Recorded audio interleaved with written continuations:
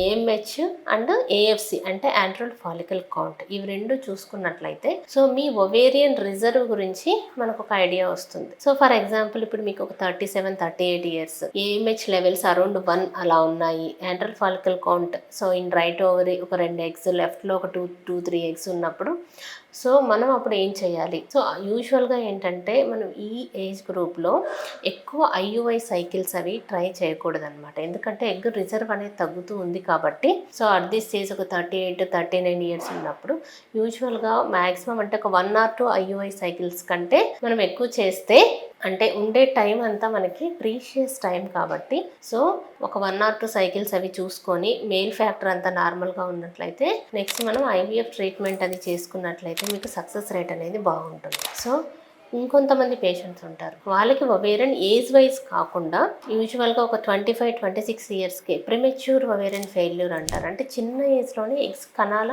సంఖ్య అనేది బాగా తగ్గిపోయి ఉంటుంది. సో ఇటువంటి పేషెంట్స్కి మనం ఏం చేస్తామంటే అంటే ఆల్మోస్ట్ ఎగ్ కౌంట్ ఏమీ ఉండదు కొంతమంది పేషెంట్స్కి. సో అటువంటి పేషెంట్స్కి డోనార్ ఎగ్స్ అనేవి ఉంటాయి. సో ఈ విధంగా ఎగ్ కౌంట్ బాగా తగ్గిపోయి ఆల్మోస్ట్ 0 ఉన్న పేషెంట్స్కి యూట్రస్ లైనింగ్ అంతా బాగుంది అనుకుంటే సో ఇటువంటి పేషెంట్స్ కూడా డోనార్ ఎగ్ వాడడం ద్వారా ప్రెగ్నెన్సీ అనేది కలుగుతుంది.